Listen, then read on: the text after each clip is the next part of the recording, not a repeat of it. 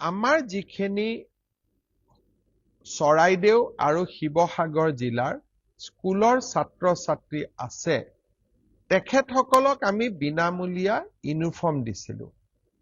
কিন্তু এতিয়া ইউনিফৰ্মবিলাক নিশ্চিতভাৱে ভাল হৈ থকা নাই। অহা এসপ্তাহৰ ভিতৰত আমি প্ৰতিখন স্কুল মেনেজিং কমিটিক আকৌ এবাৰ ল'ৰা-ছোৱালীৰ ইউনিফৰ্ম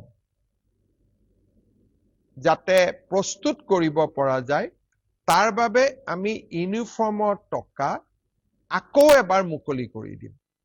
অৰ্থাৎ আগতে যি ইউনিফৰ্মৰ পুঁজি পালে এতিয়া সিমান ইকুৱেল পুঁজি আমি আকৌ এবাৰ মুকলি কৰি দিম যাতে আমাৰ বিদ্যালয়ৰ ছাত্ৰ-ছাত্ৰীসকলে ইউনিফৰ্মযোৰ স্কুলত পিন্ধি যাব পাৰে। যাৰ ইউনিফৰ্ম নষ্ট হ'ল তেওঁলোকৰ যাতে কোনো অসুবিধা নহয়।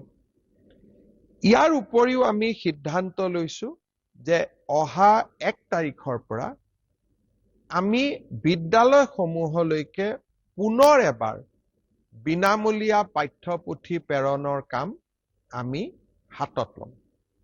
অৰ্থাৎ আগতে এবাৰ বিনামূলীয়া আমি পাঠ্যপুথি দিছিলোঁ, পাঠ্যপুথিবিলাক বেয়া হৈ গ'ল।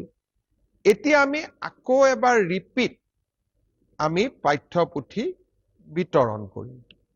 শিৱসাগৰ আৰু চৰাইদেউ জিলাৰ হায়াৰ ছেকেণ্ডাৰী পঢ়ি থকা ছাত্ৰ-ছাত্ৰীসকলক আমি এককালীন কিতাপ পত্ৰ কিনিবৰ বাবে 1000 টকাকৈ দিম। যিসকলে BA, BSc পঢ়ি আছে তেওঁলোকক আমি কিতাপ পত্ৰ কিনিবৰ বাবে এককালীন আমি 3000 টকাকৈ আকৌ দিম।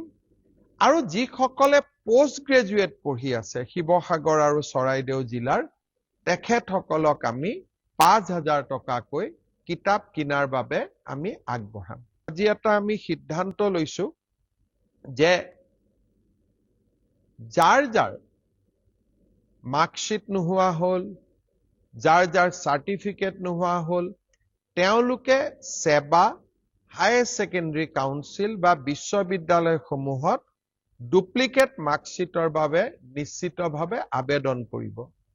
আমি সিদ্ধান্ত লৈছো যে শিৱসাগৰ আৰু চৰাইদেউ জিলাৰ ছাত্ৰ-ছাত্ৰীসকলক বা আন ব্যক্তিক যিসকলে ডুপ্লিকেট মাৰ্কশ্বিট আবেদন কৰিব বা যিসকলে duplicate matric higher secondary certificate আবেদন কৰিব তেখেতসকলৰ বাবে কোনো মাচুল বিশ্ববিদ্যালয় বা কাউন্সিলে ল'ব নোৱাৰিব।